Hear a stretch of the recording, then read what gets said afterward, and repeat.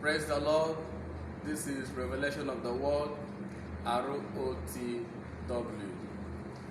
Today, we have a new subject, a new topic, the new man. And I have with me Pastor Ifai on a set, and we'll be talking to you about the new man. Welcome, Pastor Ifai, to the broadcast. God bless you. Now, I pray that the Lord grant you understanding, insight to the Word of God. I pray that the Lord open your heart, just as the Bible says, the Lord opened the heart of Lydia to hear what was spoken by Paul. I pray, may the Lord open your heart to the gospel in the name of Jesus. Amen. Hallelujah. Praise the Lord. Now, the new man. I would like us to first read from the book of 2 Corinthians 5:17. Read for us 2 Corinthians 5, verse 17. Praise the Lord. Hallelujah. And it says, therefore, if anyone is in Christ, he is a new creation. All things have passed away. Behold, all things have become new. It says, if anyone is in Christ, he is a new creation. He is a new man. That's what it means. A new creation, a new man. Whether male or female, there is no gender in the things of the spirit, in the realm of the spirit. So it says, if anyone is in Christ, he is a new creation. He is a new man, a new person. It says, all things have passed away. All things are in the past. Behold, all things have become new. Before I explain further, I would like us to read Romans chapter 6. Making an introductory part. Of course, is a subject that we'll be doing on series for some weeks, because I really want everyone out there to understand the new man. That if you are born again, you are a new man in Christ Jesus. If there is a new man, definitely there is an old man. So if you see the new man in the Bible, you will know that there is an old man. Now let's read Romans chapter 6, verse 6. Read for us. It says, knowing this, that our old man was crucified. Knowing this, that our old man. So there is an old man. If there is a new man, there is an old man. Go ahead. Okay. Knowing this, that our old man was crucified with him, that the body of sin might be done away with, that we should no longer be slaves of sin. Hallelujah. See, knowing this is a knowing that our old man, I know it, was crucified with Christ, with him, with Jesus. Our old man was crucified, not is, was crucified with him. What I have currently is a new man. The old person, the old Emmanuel was crucified. But now I'm a new man in Christ. Hallelujah. Now, what can you say about the new man? Wow. Thank you so much, sir, for the privilege to be with you on the set. This subject is a very interesting subject. An understanding to, a word-based understanding of the new man, the new creation, is a strength, the backbone of the New Testament. The religion has blinded the eyes of so many to the realities of what transpired the day they came into Christ. Now, Paul is writing, he said, knowing this. It's like what John wrote. He said, I'm writing to those of you who are in Christ, so that you will know that you have eternal life. So that's like similar to what Paul is saying. He said, knowing this, that our old man was crucified. That 1 Corinthians, 2 Corinthians chapter 5, verse 17 is very deep. He said, if anyone is in Christ, he is a new creation. All things have passed away. He is a new creation. In other words, he's a special being that never existed. Now it's like what the Bible talks about Jesus. He referred to Jesus as that's in Romans. 1 Corinthians chapter 15, verse 45. He said that Christ, referred to Christ, is the second Adam. In other words, Christ ended anything and everything Adamic. So anything and everything Adamic, that's the old man, ended in Christ. Then a new species of being began in Christ. Now, the new man began in Christ. He lives and moves in Christ. So the new man is a man that never existed before. So once one come into Christ, the Bible says he is a new creation. No, he's not the man that came into Christ, a different person. So that's why Paul was writing, he said, knowing this, that once you come into Christ, that old man that came into Christ was crucified. The one that is now in Christ is a different person. The old man is dead. Yes. So the one in Christ now is a different person. So it's not the one that came into Christ. Now, I would like you to understand something. The new man is not a rebranding. Yeah. We were not rebranded. We were completely made anew, according to the Bible. We were not just like, you have an old structure. You do a kind of renovation. You repaint the building. We were not repainted. We were not rebranded. We were not refurbished. We were created anew. It says we are new. If anyone is in Christ, he is a new creation. Not he is a renewed creation. He is a new creation, brand new man, one that never existed. The one that has been existing was your old man that has now been crucified, is dead. And now the new person has emerged. The new person emerged in Christ. Hallelujah. Now it says here, knowing this, that our old man was crucified. Now let's get to Galatians 2. Verse 20 says, I have been crucified with Christ. This is Apostle Paul writing the letter he addressed to the church at Galatians. Now it is true that he was crucified with Christ. Not just him, but everyone that is saved, everyone that is born again, every new man. He says, I have been crucified. We were crucified. That's the old man. The old man, we were crucified with Christ. He said, it is no longer I who live, but Christ lives in me. Please listen carefully. And he says, and the life which I now live, the current life that I live, the life which I now live in the flesh, as a human, the life that I now live, I live by faith in the Son of God, who loved me and gave himself for me. Look at it again. I have been crucified with Christ. The old man, please, I really want you to understand out there that the old man was crucified. The old man is no longer in existence. Yes, sir. He's no longer. Stop looking for the old man. It has been crucified. You cannot find the trace of the old man again. What we have is the new man. Hallelujah. Now, again, looking at the same Galatians chapter 3. Now, I would like you to get something here. Please listen carefully. Verse 28. Verse 28 of Galatians 3 says, there is neither Jew nor Greek. There is neither slave nor free. There is neither man nor female. For you are all one in Christ Jesus. This new man does not have differences. There is no male or female. That's what the Bible says. That is the reason we are both male and female are known as man. In the realm of the spirit, you do not have, maybe as a man, you do not have those male, features and female features like the breast and all. It's not there.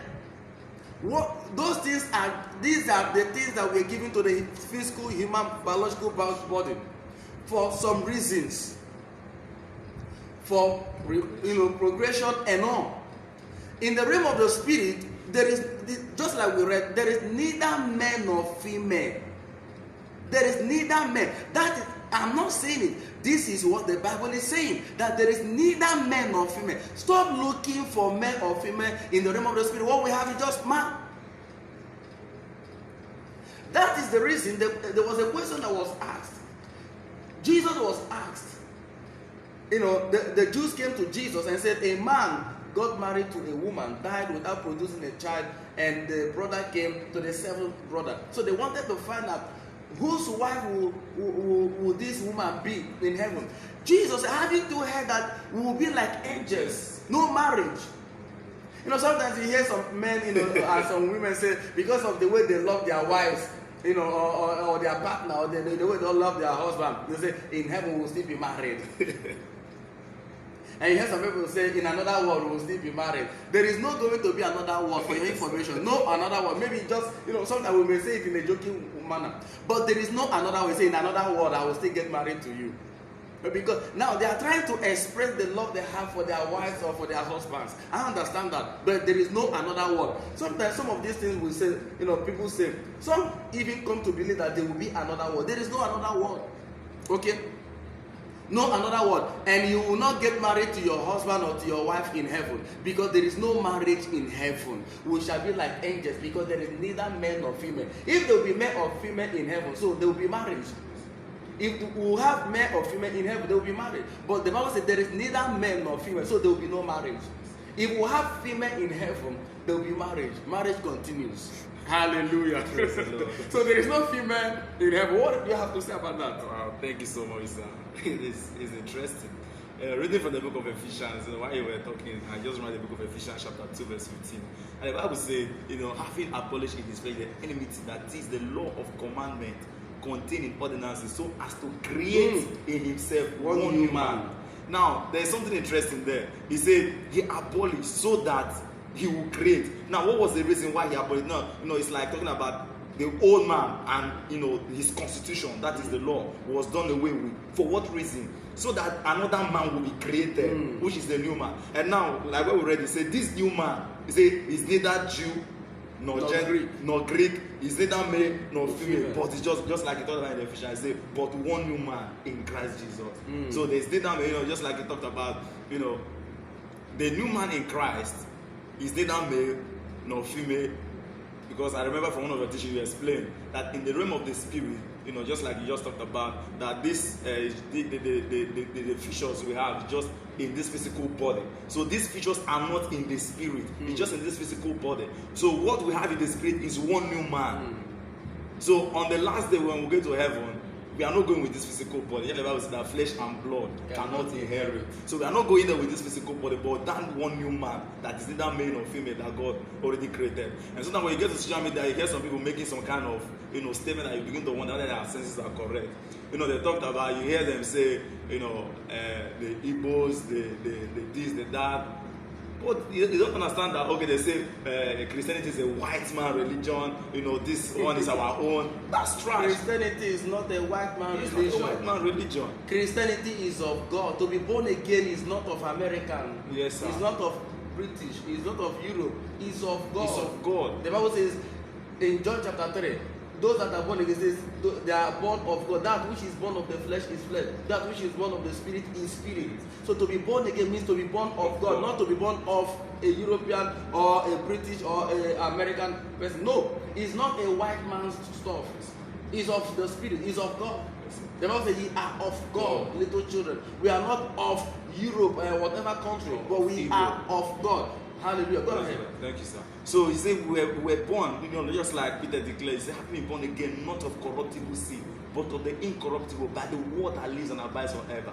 Then in the same vein, James declared in James 1:18, he said, of his own will, he brought us forth by the word of truth. Of his own will. Peter said, by the word which lives and abides forever. Now, philosophical words can only live for some months, it dies off.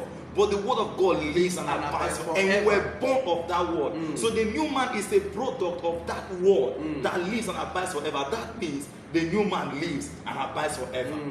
So of his own will, it is not by the will of our father or of our mother, not the will of man, not of blood or of flesh, but of the will of God. So when one comes into Christ, he is born of the will of God. So he is neither an Igbo or Hausa or Yoruba. He's not. Christianity is not a religion. It's not a white man religion. Once you come into Christ, like I said earlier, religion has blinded the eyes of so many today, regardless of what transpired.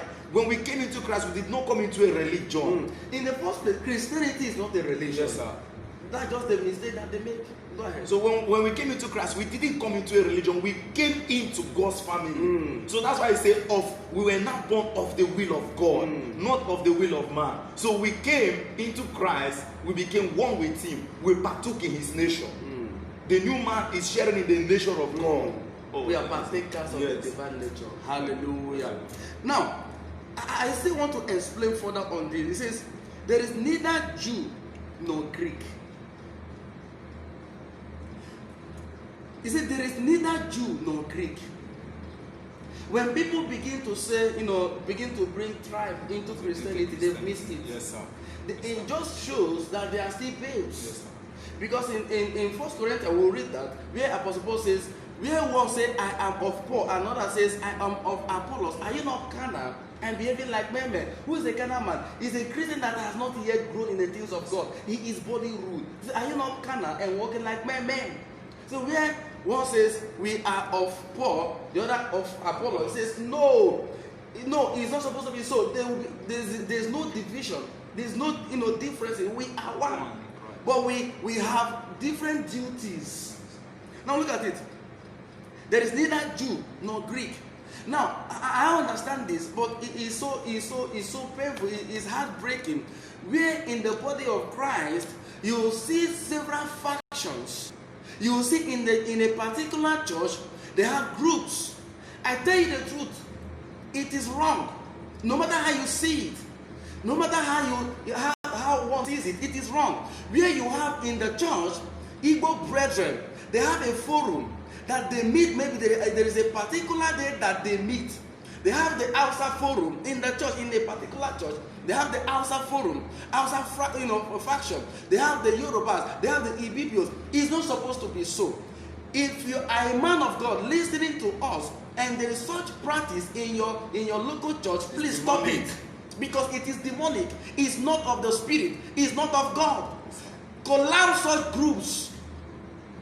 There should not be Igbo group in a church. There should not be Hausa group. There should not be Ibibio group. No, it's wrong. It's not biblical. So where there are divisions among you, are you now carnal and walking like men? It's not supposed to be so. There is neither Jew nor Greek. There is neither Yoruba or Hausa. We are all one. Just like in Nigeria, say one Nigeria, but they don't really live that way. They still say we are of this, we are of no.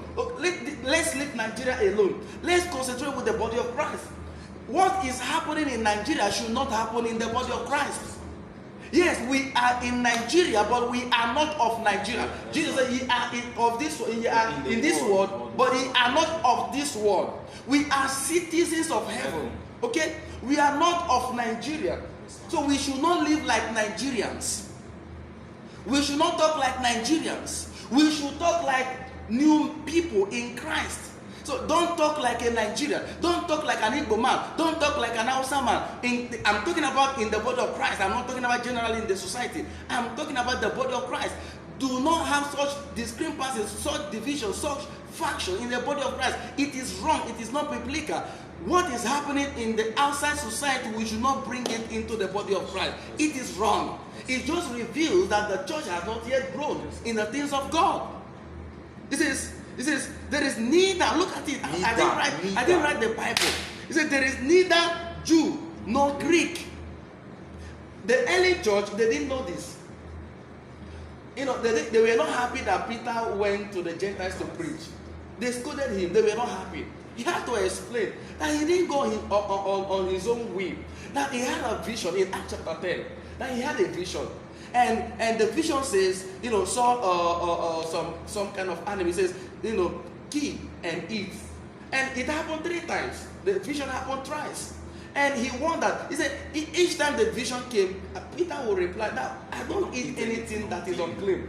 Now, there was something that God was bringing to his understanding. It was about the Gentiles. That vision was about the Gentiles. That Christ, the resurrection of Christ, has brought everyone together that believe. One new man. Because the law was what separated the Jews from other nations. It was a war, in the Bible says, the war of partition, division. It was what separated, because this law of Moses was not given to the whole world. It was only given to the Jews. So there was just our people, my elect. Now it was actually a problem.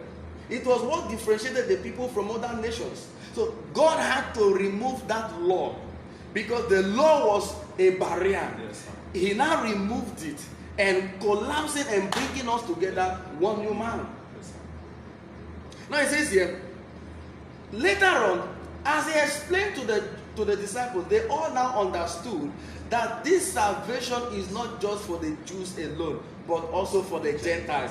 That was the reason for that vision in Acts chapter 10. The Holy Spirit was bringing to the understanding of Peter and to the rest of the disciples that it is not just about the Jews again, but Christ also died for the Gentiles. He says, get this verse 20, it's very important. There is neither Jew nor Greek. No Jew, no Greek, no Igbo, no Hausa. Yes, it is true. I don't want to be critical now because I see it happen in many places, in many churches, where some GOs, if you are not from their tribe, they don't give you, maybe you cannot be a senior pastor in that local church. It is wrong. I see these things, my heart bleed. If you are not from that particular tribe, you cannot be a senior pastor. If that church grows to an extent, they remove you and put someone from their tribe. Someone from their tribe is the only. These are the only honest people we have. Other people are not honest. Other people are not Christians. Other people are not new creatures. It is wrong. What is wrong is wrong. It doesn't matter who is practicing it. There is neither Jew nor Greek. There is neither slave nor free. No slave. You may be a slave physically, a servant to someone, but not in the realm of the spirit. Yes. If you are born again, both your master and you yourself, you are all one. Yes, sir. Yes, sir. That slave is just physical. This is my boy.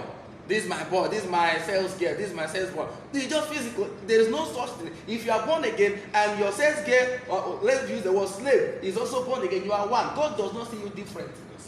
And you do not occupy more position in the realm of the spirit than your slave. So we are one. We are one. He says, there is neither slave nor free. There is neither male nor female. If you believe the first one and the second one, also believe that there is neither male nor female. There is neither male nor female. For you are all one. I wish it is true what they say in Nigeria. One Nigeria. We are all one in Christ. Not one in Nigeria, not one in Europe, not one in Africa. When a black man sees a black man, black people also do racism. Yes, sir. I don't know why they complain about racism. Because when an Igbo man sees an Igbo man in America, hey, one name, he wants to he's also a racist, but he doesn't know. He doesn't know. You are traveling in a bus, maybe in Yoruba land or outside land, you see someone that speaks your language. Oh, my brother, how are you? Other people are your enemy. No, it's wrong. I don't even do it. I'm from Akwa Ibom. Not because I'm not proud, of where I'm coming from or my people. Maybe I'm traveling in a bus and someone is speaking in Ibibio. Oh, wow, my brother. I don't do that. There's a mindset I work with to see everybody as one. I mean it. That is me. I don't say, you're my brother. No, everyone is my brother. So long you are in Christ. We are brothers and sisters in Christ. Not the one that is from your tribe is your brother. Others are your enemy. Both white and black, they all do racism. Yes, sir. They are all racist. Yes, sir. And they should not complain. The black should not complain. Or the Africans should not complain about racism. Because they're also doing it. If you bring it down to Nigeria, you see it. They are also, tribalistic. If you are not from this, tribe, if you are not an Hausa or a Fulani, you will not be given a good position in the country and all. And this is the very reason for the one of the crises we have in Nigeria. That the Igbos are being sidelined. So they want their own nation, Biafra. So they are crying for Biafra. The reason for the cry for Biafra nation is because they've been sidelined. Okay? Tribalism. And that's a problem. Now, let's leave Nigeria alone and come into Christ. Why do we still have this kind of mindset in the body of Christ? Why? There is a reason for this message that is coming to. We are, the new man in Christ. We are everyone. We are brothers in the realm of the spirit. We are in one kingdom. Members of God's household. Members of the family of God. Is it New King James says family of God? The King James says household of God. We are family members. We are brothers and sisters. That's the reason in church we say, Brother James, Sister James. You are my brother, you are my sister in Christ.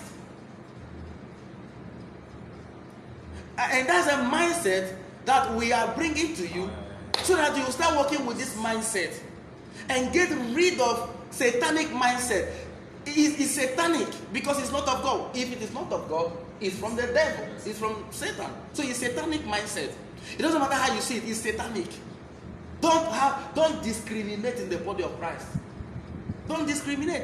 And that is the same discrimination that is happening, that many people believe that a woman is not supposed to be a pastor because they don't know that there is neither male nor female. They say, if a woman was supposed to be a pastor, how come Jesus never had any of his disciples a pastor?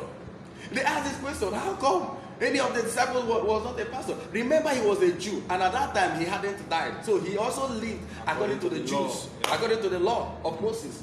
Yes, that's true. So if he had done so, it would have been a problem. Not because God was against it. When the Holy Ghost came, he didn't come on male alone. He came on both male and female. On that day of Pentecost, the Bible says the Spirit came and it filled the house and filled everyone that was sitting, including male or female. And they all, not some, they all were filled with the Holy Spirit, and they began to speak with tongues as the Spirit gave them utterance. They all prophesied too. Both male and female.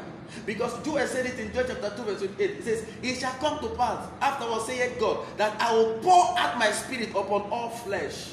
All, not upon men, folks, upon all flesh, both male and female. On that day of Pentecost, it happened to both male and female. So if it happened to both male and female, a female can be a pastor, a female can be an apostle. Yes. Now, the only position we give to female is evangelist. No, they are not supposed to occupy pastoral office. It's just a mindset, tribalistic kind of mindset they read from the, they read into the Bible. No. If a woman can be a prophetess, we see prophetess in the Bible, both in the Old Testament and even in the New Testament. Now, if a woman can be a prophetess, a woman can also be an apostle. If a woman can be a prophetess, a woman can be an evangelist. If a woman can be a prophetess, a woman can be a pastor. There is no office that a woman cannot occupy. There is no ministry office that a woman cannot occupy. What do you have to say more on that? Wow, thank you so much, sir. I love this aspect you just touched now, because from what I've been seeing so far, this has been one of the major problems we are having in Christianity currently. Was it 2 weeks ago someone asked me a question? He said, Pastor, you people are saying we are one in Christ, okay, say you are practicing white man religion, they brainwashed you guys. You people have left our own to carry other people borrowed religion. He said, okay, now Paul wrote letter to the Corinthians, he wrote to Ephesians, to Galatians. Which one did he write to Nigeria? He said, which one did he write to the Igbos? Which one did he write to the Yorubas? I said, first of all, you have to be, you don't study the Bible with your mind. You study with your spirit. Now, I told him, Paul never wrote any letter to Ephesians. He was sure. I said, Paul never wrote any letter to Corinthians. He said, how? But it's in the Bible. I said, he wrote it to the church. He wrote it to the church at Corinth, to the church at Ephesus, not to the people there, but to the church. Then I told him, if there were Igbos living at Corinth as at that time, that letter would have been addressed to them too. Yeah. So there was no church in Nigeria as at then, if there was even Nigeria. There was no Nigeria. So how could he have written letter to Nigeria? That never existed. So that letter was addressed to the man in Christ, not to the indigenous. Mm-hmm. Now that reminds me of what Paul said. Paul said, to the Jew I became like a Jew, that I might by all means win some. Now when he understood, when he came into Christ, he stopped being a Jew. So he now said to the Jew, because the man in Christ is governed by a new rule, a new constitution. So when he came into Christ, he was no longer functioning by the constitution of the Jews. So he now said, but I now behave like a Jew. Not that he's a Jew, but he behaves like a Jew, that he might win the Jews. Not that he's a Jew. So once one comes into Christ, he ceases to be an Igbo, and now support. We are all one in Christ. One new man. One new man. Very interesting. Very interesting. Now, in conclusion, because our time is up, in conclusion, I said the message is coming for a reason, to help you change your mindset. The word of God helps us to change, renew our mind. In Romans chapter 12, verse 6, it says, do not be conformed to this world, but be transformed by the renewing of your mind. And the material that you use in renewing the mind is the word of God. The word of God. So you use the word of God. Allow the word gain entrance into your heart for your mind to be renewed. But first of all, it has to gain entrance into your heart. For the entrance of thy words giveth light. The moment that light comes, your mind is renewed. You start thinking like a Christian. Many Christians are not thinking like Christians. They are not living like Christians. They talk like unbelievers. They've learned their language.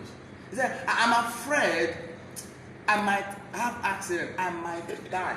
I'm afraid I might not have a child. I'm afraid. Must you speak your fear? Must you speak your fear? Must you speak, you are afraid of this, you are afraid. No. That is the language of the world. It is not the language of believers. It is not the language of the new man in Christ. So, as a Christian, you've come into Christ, you begin to learn the word of God. It is the word of God that helps you to think, talk, and behave like one that is born again. Hallelujah. So interesting. Make sure you do not miss any of this, any of the part of this broadcast. I will always do this broadcast with Pastor Ifai until we are done with this subject, the new man. Hallelujah. And right now I would like you to, first of all, to pray for the sick. So I want you to look at the camera and pray for the sick. Father, in the name of the Lord Jesus. Amen.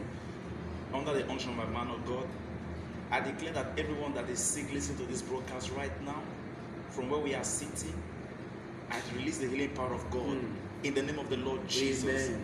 Let the power move through your body, from the crown of your head down to the soles of your feet.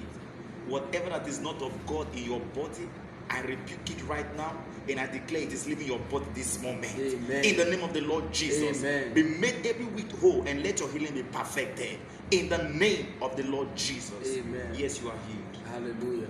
And if you are not saved, if you are not born again, I would like to lead you to Christ. I would like you to say this prayer after me and mean it from your heart. Say, oh Lord God, I come to you in the name of Jesus. I believe in my heart that Jesus died, was buried, and was raised for me. And I declare with my mouth, Jesus, the Lord of my life. I declare today that I am saved. I'm a new man in Christ. Hallelujah. Praise the Lord. And I declare God's blessing upon everyone watching the broadcast. I declare you blessed. May the Lord cause his face to shine on you and be gracious to you. May the Lord give you peace. I call you blessed. In Jesus' name. God bless you.